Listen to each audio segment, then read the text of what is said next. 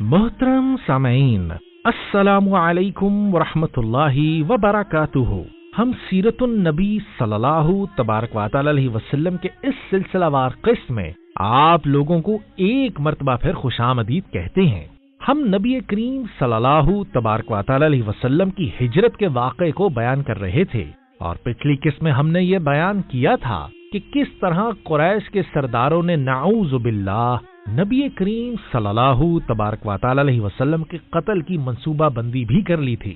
سرداران قریش رات کو نبی کریم صلی اللہ تبارک و تعالی علیہ وسلم کے گھر کے باہر گھات لگا کر بیٹھ گئے کہ جب آپ صلی اللہ علیہ وسلم سو جائیں تو یہ لوگ آپ صلی اللہ علیہ وسلم پر ٹوٹ پڑے۔ انہیں اپنی سازش پر اطمینان تھا اور وہ بہت خوش بھی تھے کہ ان کی تدبیر کامیاب ہی ہو کر رہے گی، لیکن دوسری طرف اللہ جل جلالہ حضرت جبرائیل علیہ الصلوۃ والسلام کے ذریعے نبی کریم صلی اللہ تبارک و تعالی علیہ وسلم کو قریش کی سازش کے بارے میں پہلے ہی آگاہ کر چکے تھے۔ نبی کریم صلی اللہ علیہ وسلم اپنے دوست حضرت ابوبکر صدیق رضی اللہ تعالیٰ عنہ کے ساتھ ہجرت کی منصوبہ بندی بھی کر چکے تھے۔ ایک مسئلہ جو باقی تھا وہ ان امانتوں کا تھا جو آپ صلی اللہ علیہ وسلم کے گھر میں آپ صلی اللہ علیہ وسلم کے پاس رکھی ہوئی تھی۔ نبی کریم صلی اللہ علیہ وسلم کی صداقت اور امانت داری کی وجہ سے لوگ آپ صلی اللہ علیہ وسلم کے پاس امانتیں رکھوایا کرتے تھے۔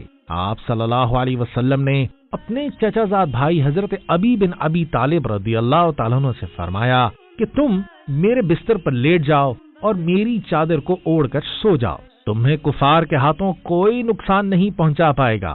اور پس آپ صلی اللہ تبارک و تعالی علیہ وسلم رات کو اپنے گھر سے نکلے اور مشرکین مکہ کے درمیان سے گزرے، لیکن اللہ تعالیٰ نے آپ صلی اللہ تبارک و تعالی علیہ وسلم کو مشرکین مکہ کی نظروں سے اوجھل کر دیا۔ کوئی بھی آپ صلی اللہ علیہ وسلم کو دیکھ نہ سکا۔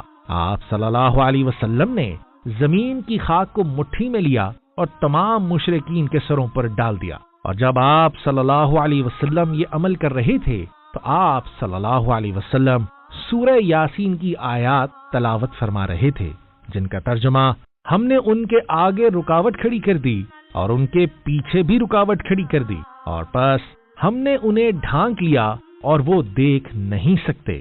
گھر سے نکل کر آپ صلی اللہ علیہ وسلم حضرت ابوبکر رضی اللہ تعالیٰ عنہ کے گھر تشریف لے گئے تھے۔ ابوبکر رضی اللہ تعالیٰ عنہ پہلے سے ہی تیار تھے۔ دونوں مکان کی کھڑکی سے نکل کر مکہ سے باہر کی طرف روانہ ہو گئے۔ نبی کریم صلی اللہ تبارک و تعالی علیہ وسلم اس شہر کو چھوڑے جا رہے تھے جہاں آپ صلی اللہ علیہ وسلم نے اپنی زندگی کا بیشتر حصہ بسر کیا، جہاں آپ کی پیدائش ہوئی۔ آپ صلی اللہ علیہ وسلم کا بچپن اور جوانی یہیں گزرا تھا۔ اگین ریپیٹ دس لائن، غلطی ہو گئی ہے۔ آپ صلی اللہ علیہ وسلم کا بچپن اور جوانی یہیں گزری تھی۔ مکہ میں بیت اللہ شریف تھا، جسے آپ صلی اللہ علیہ وسلم کے جد امجد یعنی حضرت ابراہیم علیہ الصلوۃ والسلام نے تعمیر کیا تھا۔ آپ صلی اللہ علیہ وسلم کا سارا خاندان یہیں بستا تھا، لیکن دین کا تقاضا اب یہ تھا کہ اب اس شہر کو چھوڑ کر کوچ کیا جائے۔ محترم سامعین، یہاں ہم اس نقطے کو واضح کرتے چلیں جو کئی لوگوں میں غلط فہمی پائی جاتی ہے کہ آپ صلی اللہ تبارک و تعالی علیہ وسلم نے قریش کے ظلم اور اذیتوں کی وجہ سے مکہ سے بھاگ کر مدینہ میں پناہ لے لی، جبکہ ایسا ہرگز نہیں ہے، بلکہ آپ صلی اللہ تبارک و تعالی علیہ وسلم تو قریش کے شدید ظلم اور ستانے کے باوجود مسلسل 10 سال مکہ ہی میں مقیم تھے۔ آپ صلی اللہ علیہ وسلم نے نہ تو اپنی دعوت میں کوئی تبدیلی کی اور نہ ہی کفار سے کوئی سمجھوتا کیا۔ آپ صلی اللہ تبارک و تعالی علیہ وسلم اور آپ صلی اللہ علیہ وسلم کے صحابہ نے قریش کے تشدد، اذیتوں اور دہشت کا مکمل سامنا کیا۔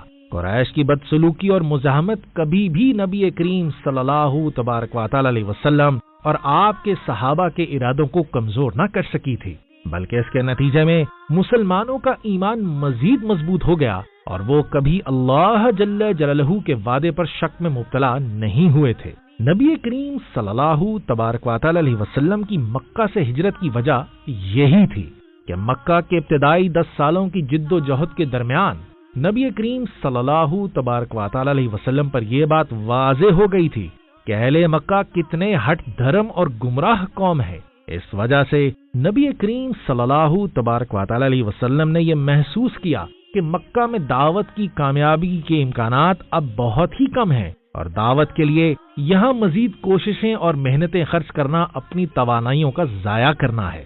لہذا یہ ضروری ہے کہ اس معاشرے سے نکل کر کسی اور جگہ اپنی کاوشوں اور محنت کو خرچ کیا جائے۔ اسی لیے آپ صلی اللہ تبارک و تعالی علیہ وسلم نے مکہ سے ہجرت کرنے کا سوچا اور مدینہ ہجرت کرنے میں یہی فکر کار فرمائی، نہ کہ محض قریش کے ظلم اور تشدد سے اپنے آپ کو محفوظ بنانے کے واسطے۔ لہذا یہ بات غلط ہے جو لوگوں میں عام فہم طور پر پائی جاتی ہے۔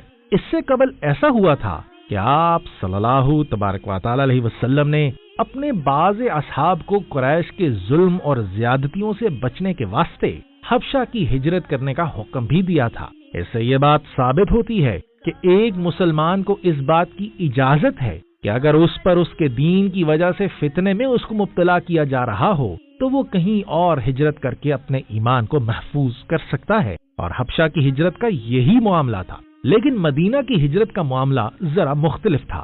اس سے مقصود یہ تھا کہ نبی کریم صلی اللہ تبارک و تعالی علیہ وسلم اسلام کے پیغام کو نئی حالت کی طرف منتقل کرنا چاہتے تھے۔ وہ معاشرے میں اسلام کو نافذ کر کے اس کے زندہ اور متحرک بنانا چاہتے تھے، تاکہ ایک نیا معاشرہ تیار ہو سکے جو اللہ جل جلالہ کی اس دعوت کو ساری دنیا میں پھیلا سکے، اور یوں پوری دنیا پر اللہ کا کلمہ بلند ہو۔ یہ وہ فکر تھی کہ جس کی وجہ سے آپ صلی اللہ علیہ وسلم نے جب دیکھا کہ مدینہ میں اسلام پھیل گیا ہے اور وہاں کے سردار اسلام کے نفاذ کی حفاظت کے لیے اب تیار بھی ہیں، تو آپ صلی اللہ علیہ وسلم نے صحابہ اکرام کو وہاں ہجرت کا حکم دے دیا اور پھر خود بھی مدینہ کی طرف روانہ ہونے لگے۔ لہٰذا یہ ایک فاش غلط فہمی ہے کہ اگر کوئی شخص یہ سمجھے کہ آپ صلی اللہ تبارک و تعالی علیہ وسلم نے قریش کے ہاتھوں قتل کیے جانے کے خوف سے مکہ سے راہ فرار اختیار کی، آپ صلی اللہ علیہ وسلم کبھی بھی قریش کے مظالم کو یا ان کی اذیتوں کو خاطر میں نہیں لائے، اور نہ ہی دعوت اسلام کی راہ میں موت کی آپ صلی اللہ علیہ وسلم کو کوئی بھی پرواہ تھی۔ چنانچہ آپ صلی اللہ تبارک و تعالی علیہ وسلم کی ہجرت کا مقصد صرف یہی تھا کہ اسلامی دعوت کو آگے بڑھایا جائے اور اسلامی ریاست کو اب قائم کیا جائے۔ اب تک کے لیے اتنا ہی، انشاءاللہ کل پھر ملاقات ہوگی۔ اس سلسلے کے متعلق اپنی فیڈ بیک سے ہمیں ضرور آگاہ کرتے رہیے گا تاکہ ہم اس سلسلے میں آپ کے لیے مزید مفید معلومات کو شامل کر سکیں۔ اب تک کے لیے اتنا ہی۔ السلام علیکم ورحمۃ اللہ وبرکاتہ۔